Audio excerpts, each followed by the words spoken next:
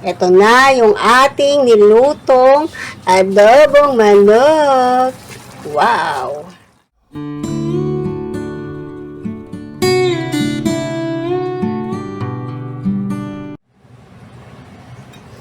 Hello mga kasisi! Welcome back sa aking channel. So today ay magluluto ako ng adobong manok. So meron na tayo ditong kaldero, kawali, anong tawag dyan. Bukas na yung ating kalan. Maglalagay tayo ng kaunting mantika. So ngayon lang ako magluluto ulit ng adobong manok. Kasi nga, 'di ba? Yung mga anak ko ay sawain sa ulam. Sa kailangan, iba-ibang ulam, araw-araw. So, meron tayo ditong bawang at sibuyas. So, ilaglag na natin yung ating bawang. Tayo ay magigisa ng bawang at sibuyas. So, napakadaling lutuin na naman itong ating adobo. Pag mapanood mo ang aking video, sigurado makakaluto ka ng masarap na adobo. So, yung adobo pa lang lulutuin ko ngayon ay konti lang yung sabaw. So, hindi siya masabaw. Dahil hindi naman mahilig yung mga anak ko masyado sa masabaw. Kapag mga ganitong luto, ang mga masabaw na gusto lang nila, sinigang, nilaga. Pero pag mga may sauce, like afritada, menudo, gusto nila yung malapot. Konting ano lang, konting sabaw. So, after ng garlic, lagyan na natin yung ating onion. Pagkita-kita lang natin. Napakainit na naman yung araw na to. Sabay na talaga. So, pagka okay na yung ating sibuyas, so, ito na yung ating chicken. So, hindi ganun kadami yung chicken kasi ilan lang naman kami. Tsaka isang kain lang namin to. So, hindi ako nagluluto ng sobra-sobra dahil nga ayaw na nilang inuulit ang ulam. So, ang ulam dapat ng tanghali, hindi na siya ulam ng gabi. So, ang tika-ubos lang nun ay kami ng asawa ko. Kaya kami kumataba.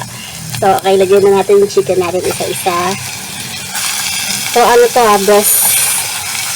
Hindi pala breast. Thai nga ba? O, Thai yata. Thai and wings. Ito yung wings. Ayan, lagyan na natin ating chicken. So, hiniwa-hiwa ko na lang siya ng maliit. Tapos, hinugasang mabuti para iwas bacteria.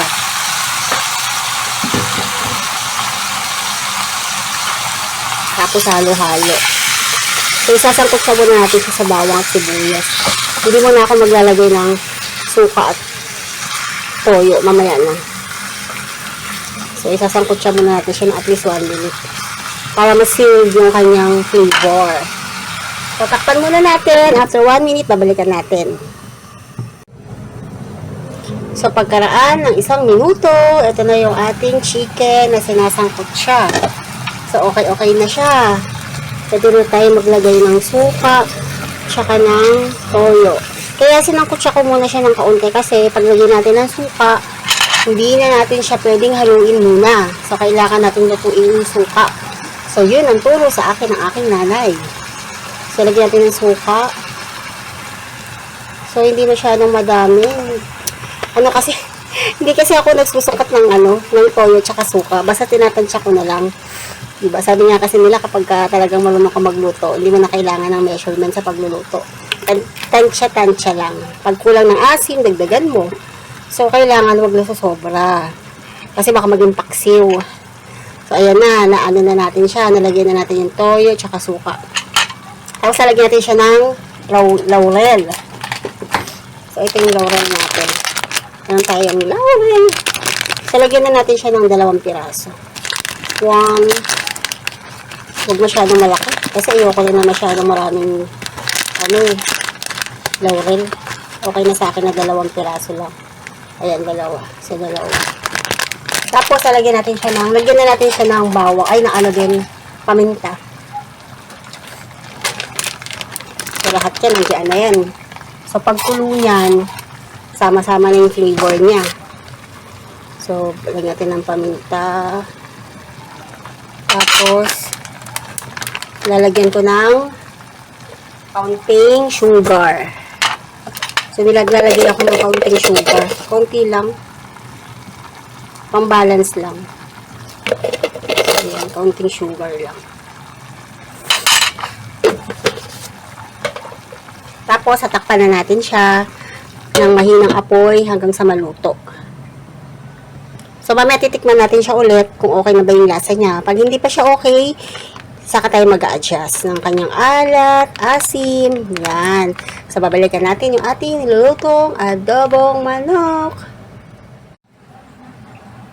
So, balikan na natin mga kasisi yung ating nilulutong adobong manok. Ano na bang nangyari sa kanya? Ano, nilagyan na natin siya ng suka, toyo, paminta, sugar, tsaka laurel. So, ito na siya. So, after ilang minuto ng ating pagpapakulo ng mahinang apoy, yan na siya, guys. Oh, ang ating adobo. So, titikman na natin ang kanyang lasa kung kailangan ba nating mag-adjust ng flavor o ng seasoning. So, tingnan na natin. So, baka yung tataka kayo, bakit hindi na ako naglagay ng water? So, titignan nyo, diba? Naglagay lang ako ng toyo, suka. Nagtutubig kasi ang chicken. Ayaw naman namin ng sobrang daming sabaw. So, tingnan nyo, oh. Wala akong nilagay na tubig niyan. So, siya mismo yung nagsabaw sa sarili niya. So, ano yan? Toyo, suka, tsaka yung pinakasabaw mismo ng ating chicken. Yung katas. So, tikman na natin, ha? Kung okay na ba siya. So, yung asim niya, para sa akin, okay na. So, yung iba, kung gusto nyo mas maasim, pwede nyo siyang dagdagan ng suka. Pero sa akin, okay na yon. So, ang pinakahuli natin ilalagay, ito yung nagpapasarap sa ating adobo. Hindi ko alam kung naglalagay kayo nito, pero ako kasi naglalagay. So, ito ang ating oyster sauce. Maglalagay tayo ng kaunting oyster sauce. Iba kasi yung lasa pagka may oyster sauce. Mas malinamnam. So, lalagay tayong kaunti. Konti lang naman. Pampadagdag lasa lang sa sabaw. Hindi haluin ulit natin. Lulutuin na lang ulit natin siya ng ilang minuto. Ay, ilang segundo. So, at least mga 1 minute siguro. Tsaka malalaman mo na okay na yung chicken kasi malambot na siya. Madali naman lumambot ang ano eh.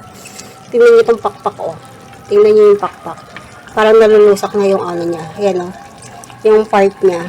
Nagka-crack na.